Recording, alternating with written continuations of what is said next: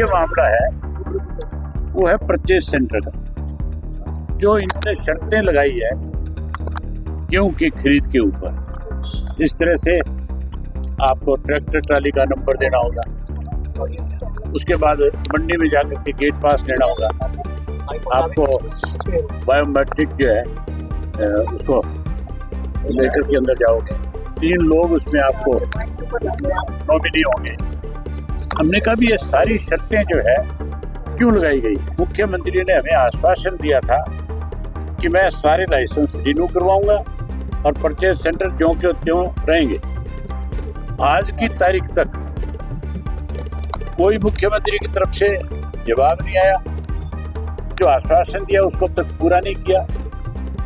इसलिए हमें आज महामहिम के पास आना पड़ा। हमने सरसों वाला इशू भी महामहिम के सामने रखा कि जो सरसों MSP पे खरीदनी चाहिए थी वो आज किसान को सस्ते में बेचनी पड़ती है। 600-700 रुपया क्विंटल का नुकसान है उसका, और सरकार जो है उसको खरीदने की बजाय सस्ते पे बेचने पे मजबूर कर रही है। आज फिर मैं आपके माध्यम से सरकार को इस बात के लिए चेताना चाहता हूँ कि या तो तुरंत फैसला ले सरकार इसको। हम किसान को लेकर के हमारी पार्टी की तरफ से बड़ा आंदोलन खड़ा कर देंगे और सरकार को इतना मजबूर कर देंगे जैसे पेंशन के लिए मजबूर किया था, उसी तरीके से मजबूर करेंगे और सरकार को घुटनों के बल जाकर के खड़ा करेंगे। मुख्य मामला है वो है परचेज सेंटर का, जो इन्होंने शर्तें लगाई है गेहूं की खरीद के ऊपर। इस तरह से आपको ट्रैक्टर ट्राली का नंबर देना होगा, उसके बाद मंडी में जाकर के गेट पास लेना होगा, आपको बायोमेट्रिक जो है उसको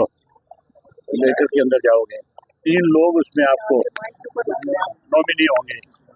हमने कहा भी ये सारी शर्तें जो है क्यों लगाई गई है? गेहूं की परचेज पे इस तरह की शर्तें कभी भी नहीं थी। दूसरा जो मंडियां थी, जो सेंटर बने हुए थे परचेज सेंटर, जिनको फोकल पॉइंट भी कह देते हैं, वो सारे के सारे लाइसेंस जो है इन्होंने, मुख्यमंत्री ने हमें आश्वासन दिया था कि मैं सारे लाइसेंस रिन्यू करवाऊंगा और परचेज सेंटर ज्यों के त्यों रहेंगे। आज की तारीख तक कोई मुख्यमंत्री की तरफ से जवाब नहीं आया, जो आश्वासन दिया उसको अब तक पूरा नहीं किया। इसलिए हमें आज महामहिम के पास आना पड़ा कि भी आप हमारे हेड हो, आपकी जिम्मेवारी बनती है। प्रदेश का बहुत बड़ा इश्यू है, इसमें आप सरकार को जो है हिदायत जारी करो अपनी तरफ से कि तुरंत यही कहा गवर्नर साहब ने कि भी मैं मुख्यमंत्री से बात करूंगा।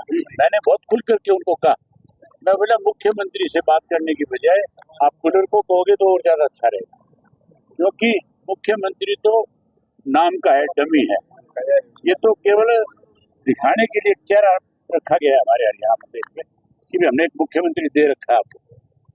मुख्यमंत्री तो अगर इसमें कोई कार्रवाई करते तो जिस दिन हमने उनको ज्ञापन दिया था उसके बाद उन्होंने हमें आश्वासन दिया था, तो फिर अब तक इस पे फैसला ले लेना चाहिए था, जबकि 1 तारीख से तो परचेज शुरू हो जाएगी। 1 से परचेज शुरू होगी तो फिर किसान के सामने दिक्कत आएगी कि नहीं आएगी?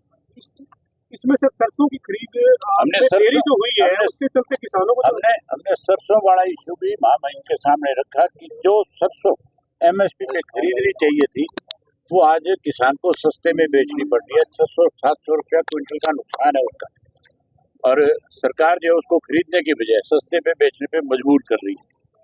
हमने इसीलिए उनसे कहा कि भी आप इसमें दखल दो और आप सरकार को कहो। एक जो गेट पास का टाइम रखा था उन्होंने 6 से लेकर के 8 बजे तक का, हमने कहा कि वो 24 आवर होना चाहिए, क्योंकि आप ये मान के चलो गेहूं तो रात को कटती है, दिन में तो आग लगने का डर रहता है। रात को गेहूं कटती है, रात को ही ट्रालियां भर करके सीधी मंडियों में आती है और रात को ही पूरी रात कमाईने चलती है। तो किसान को अगर रात ट्राली खड़ी रखनी पड़ती तो जो कमाईन वाला है वो कमाईन बंद कर देगा, उसका काम ही नहीं चल सकता। इस बीच आपने ये भी कहा बोगी है, आपकी बैलगाड़ी है, ऊंट गाड़ी है, उस पे जो फसल लेकर के आएगा वो कैसे बेचेगा? उसको गेट पास कैसे मिलेगा? कौन देगा? कहाँ से आएगा? इस बीच सर आपने ये भी कहा था कि इंडियन नेशनल लोकल मंडियों में अपना किसानों के लिए हमने तय कर लिया कि हमें उसके लिए हमने उसके लिए उसके लिए हमने अपने साथियों की मीटिंग बुलाई है 30 तारीख को जिला प्रधानों को पानीपत में, और 30 तारीख को ही हम उनको सबको जिम्मेदारी लगाएंगे और हम अपने केंद्र बनाएंगे मंडियों के अंदर, ताकि किसान को किसी किस्म की समस्या आएगी तो आकर के हमारे से संपर्क करेगा और हम उसकी खुल करके मदद करेंगे। हम उनकी लड़ाई को लड़ेंगे। आज फिर मैं आपके माध्यम से सरकार को इस बात के लिए चेताना चाहता हूँ कि या तो तुरंत फैसला ले सरकार इसके ऊपर, तुरंत लाइसेंस जारी करे आड़तियों के, और परचेज सेंटर जो है उनको चालू किया जाए, उन पर सारी सुविधा सरकार की तरफ से होनी चाहिए। किसान के लिए पानी की सुविधा हो, किसान के बैठने के लिए टेंट हो, उसमें उसको दिक्कत नहीं हो, बिजली की वहाँ पे बंदोबस्त किया जाए, जनरेटर लगाए जाए, बिजली नहीं हो तो जनरेटर की सुविधा हो।